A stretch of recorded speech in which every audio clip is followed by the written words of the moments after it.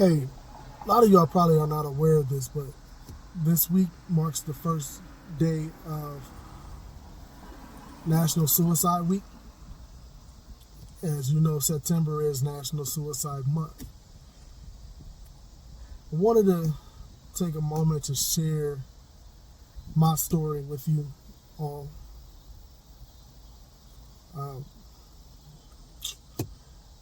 I was once that kid. I was once that kid. I was once that kid that was very, very suicidal.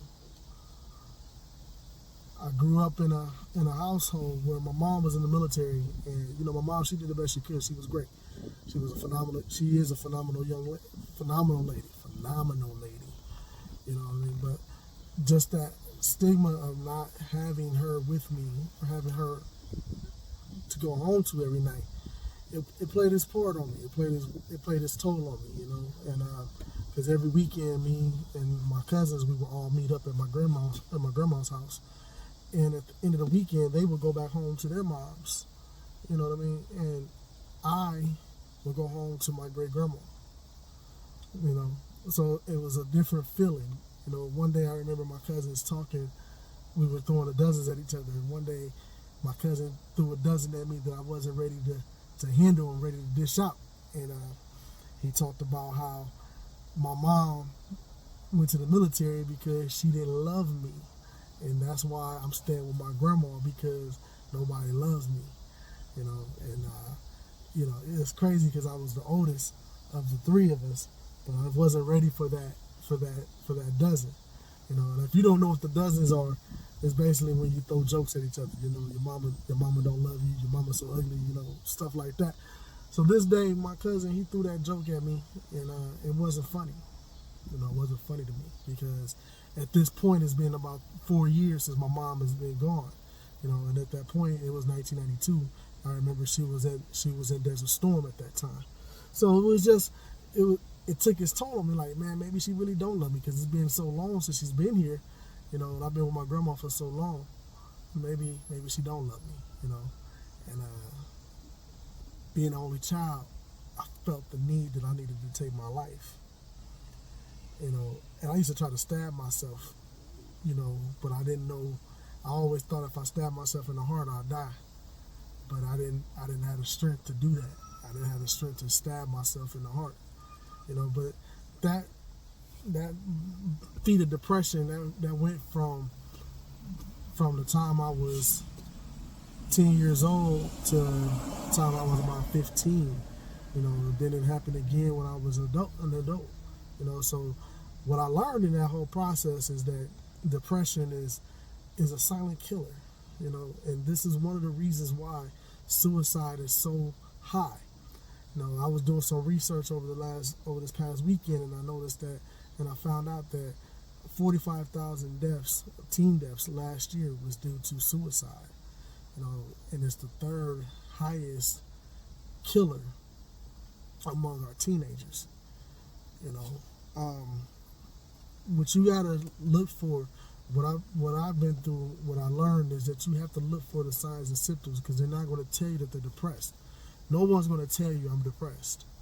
And if they tell you that they're depressed, they're usually looking for attention.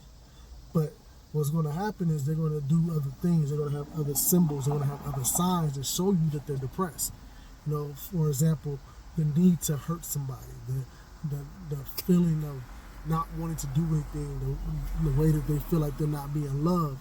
It's so many different things that you're gonna see a child go through, and it's gonna tell you that, hey, you might want to pay a little extra care, pay a little extra precaution to them.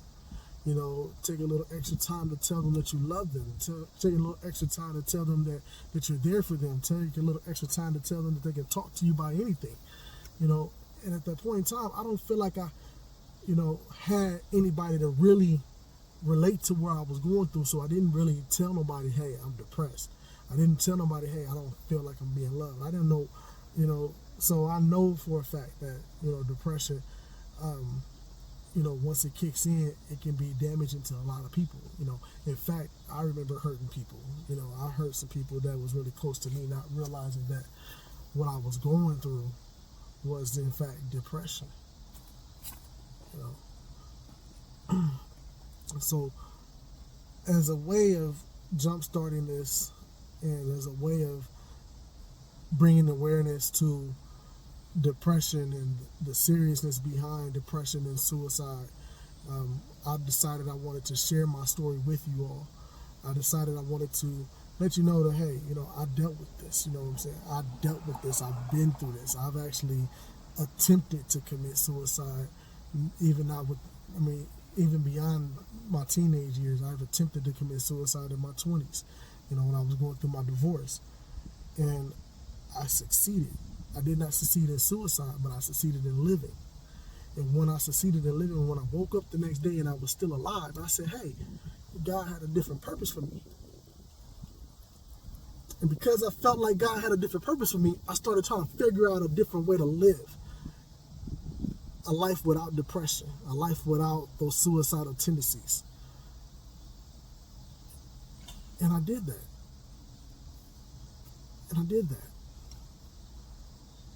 You know, even when I hurt,